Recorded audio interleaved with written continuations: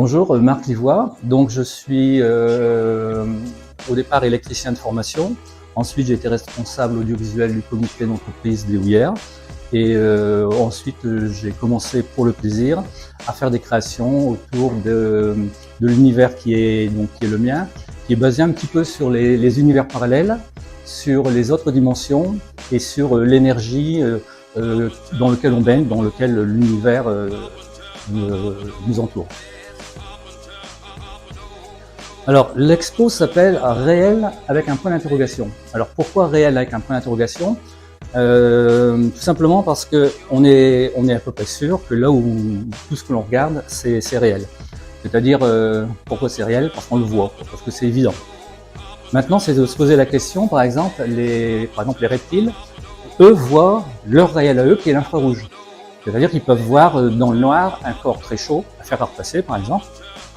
Et les abeilles, eux, c'est plutôt de l'autre côté du spectre, c'est l'ultraviolet.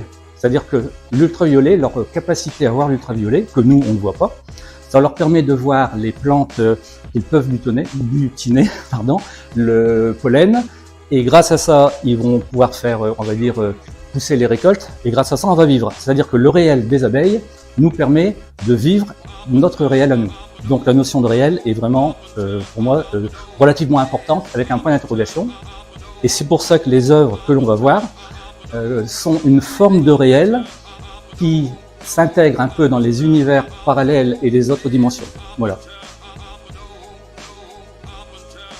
Alors tout à l'heure j'ai parlé des univers parallèles et des autres dimensions et de l'énergie. Donc je vais en parler juste quelques mots pour expliquer. Donc les univers parallèles, c'est quoi? C'est des univers identiques aux nôtres, dans lesquels il y a juste une toute petite différence. Par exemple, là, au lieu d'être en noir, je peux être en rouge, par exemple. C'est un exemple d'univers parallèle. Donc, les scientifiques actuellement hésitent entre eux. Il y aurait quelques centaines d'univers parallèles, c'est déjà pas mal. Entre eux, il y aurait une infinité d'univers parallèles. Donc ça, c'est pour les univers parallèles. C'est un des thèmes. Donc, c'est basé sur des bases scientifiques. Et ensuite, les autres dimensions. Alors, nous, on connaît 4 dimensions, hein, la hauteur, largeur, profondeur et le temps. Pourquoi on dit qu'il y en a 4? Parce qu'on en voit 4. Nos sens ne nous permettent d'en voir que 4. Ceci dit, si on avait d'autres sens, on pourrait en voir plus. Pareil, les scientifiques estiment qu'il y a plus encore de dimensions. 5, 6, 7, bon, enfin, en tout cas, pas que 4. Donc, il y en a plus.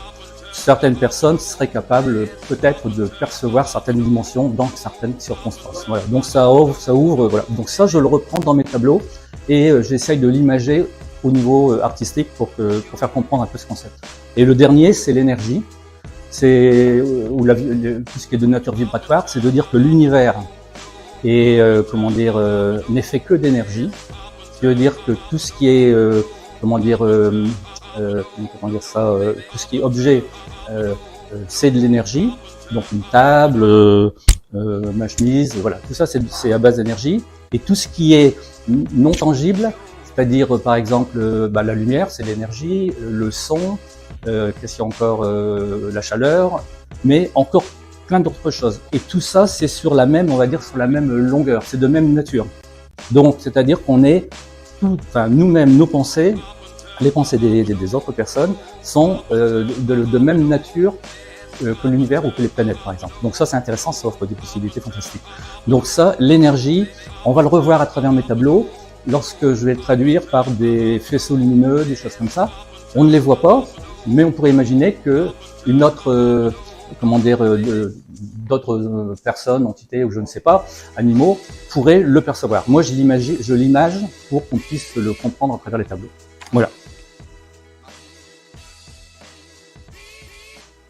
Donc, je vais expliquer un exemple de tableau qui illustre un petit peu les thèmes d'énergie, par exemple, dont je parlais tout à l'heure, et d'univers parallèle. Donc, dans ce type de tableau, on va imaginer qu'on est dans un univers parallèle, et dans cet univers parallèle, on voit l'énergie, on voit les ondes. Donc là, je viens rajouter donc les faisceaux d'énergie, donc ça que nous on ne voit pas dans notre réalité.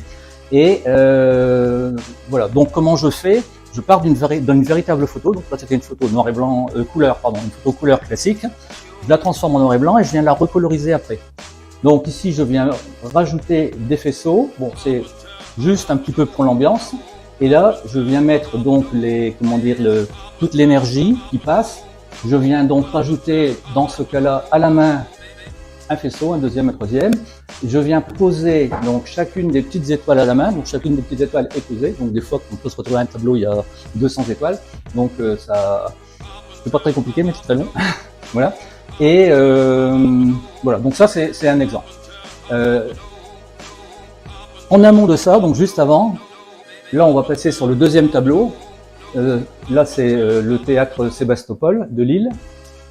Donc, quand je prends la photo, il faut imaginer qu'il y a des antennes de télé, il faut imaginer qu'il y a des passants, il y a des panneaux de sens interdits, bon, il y a beaucoup de choses. Donc, la première étape, c'est de nettoyer la photo. Enfin, j'appelle ça nettoyer.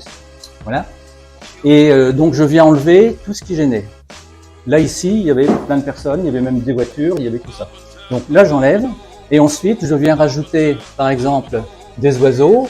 Je viens rajouter des morceaux de nuages, du ciel, etc. Des planètes, un lever de soleil. Je viens positionner des oiseaux. Voilà, donc c'est un montage.